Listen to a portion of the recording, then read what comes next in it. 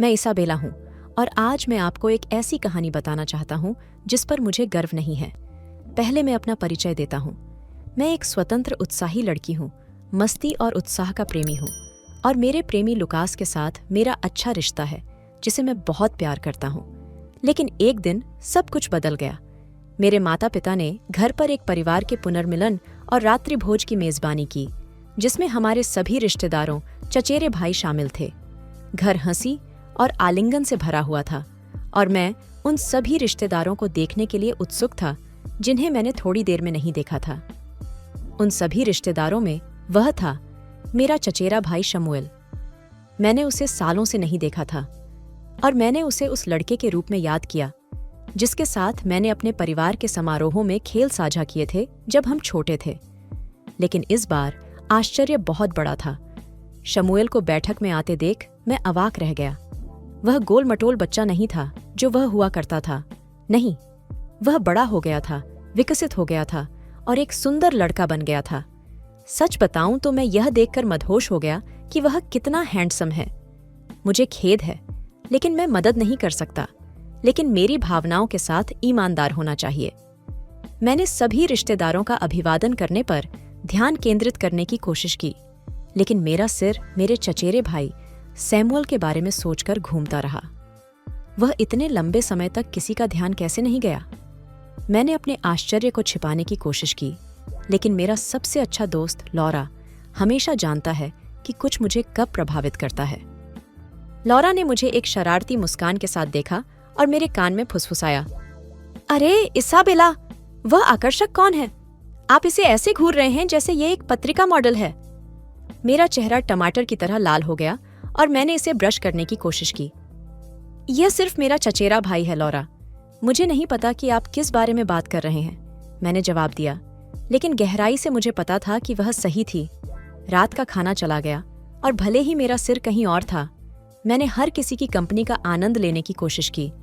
Lucas, मेरा प्रेमी, मेरे चाचा और चचेरे भाई के साथ बातचीत करने में व्यस्त था, इसलिए मेरे पास अपने फड़फड़ाते दिल पर ध्यान देने के लिए ज्यादा समय नहीं था।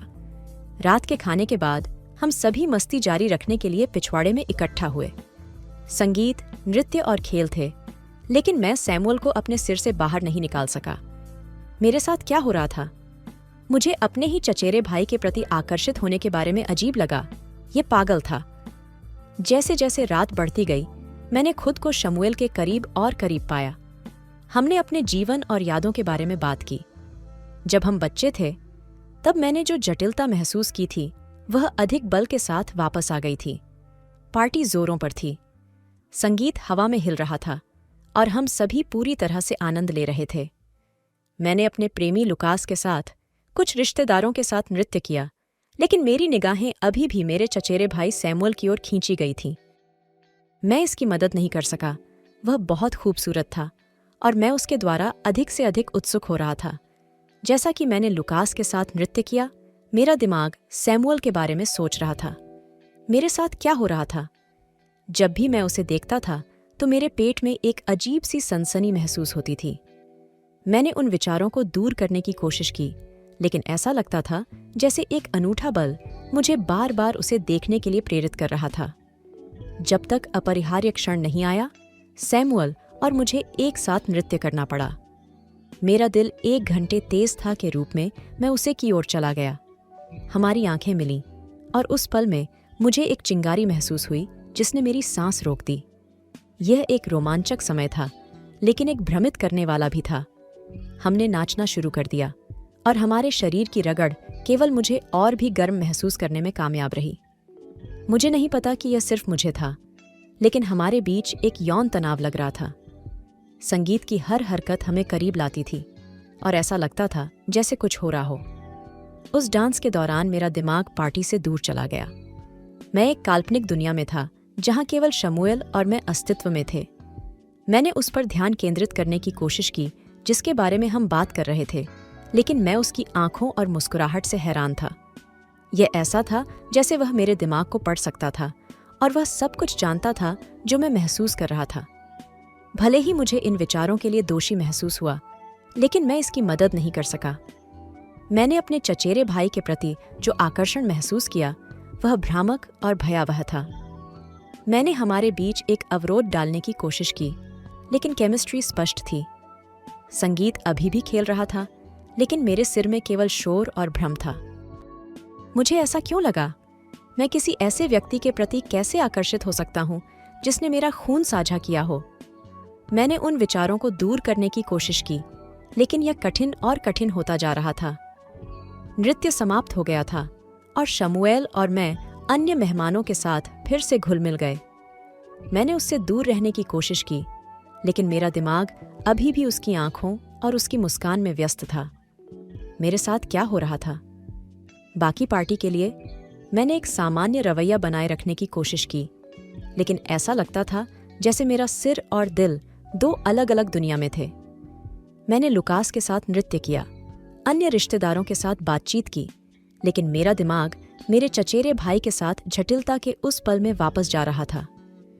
पार्टी अभी भी चल रही थी, लेकिन आधी रात को मुझे भावनाओं का भार और संचित थकान महसूस होने लगी। मेरे पास कुछ पेय थे और भावनाओं का मिश्रण मुझे बाहर पहन रहा था। इसलिए मैंने फैसला किया कि यह मेरे कमरे में थोड़ी देर के लिए आराम करने के लिए रिटायर होने का समय था। मैं अपने प्रेमी लुकास के पास गया और कहा, अरे शहद, मैं थोड़ा थक गया हूं और नींद आ रही है। मैं थोड़ी देर के लिए बिस्तर पर जाने के लिए जा रहा हूं। मैं चाहिए आप पार्टी का आनंद लेते रहें, मेरी चिंता न करें। लुकास ने मुझे प्यार से देखा और सिर हिलाया। ठीक है इसाबेला, चिंता मत करो, जाओ थोड़ा आराम करो, मैं थोड़ी देर और यहीं रुकूंगा। उसने मुस्कुराते हुए जवाब दिया। उसने मेरे गाल पर एक चुंबन दिया और मुझे शुभरात्रि की शुभकामनाएं दी। राहत की सांस के साथ मैं अपने कमरे में अपना रास्ता बना लिया। वहां की सड़क भावनाओं की भूल भुलैया की तरह महसूस हुई। मैं सैमुअल और पार्टी में हुई हर चीज के बारे में सोचना बंद नहीं कर सका। मैं भ्रमित, दोषी महसूस कर रहा था और साथ ही हमारे बीच उभरी केमिस्ट्री के बारे में उत्साहित था। जब मैं अपने कमरे में पहुंचा तो मैं बिस्तर पर लेट गया। सन्नाटा छा गया था, लेकिन मेरा मन अभी भी विचारों से भरा हुआ था।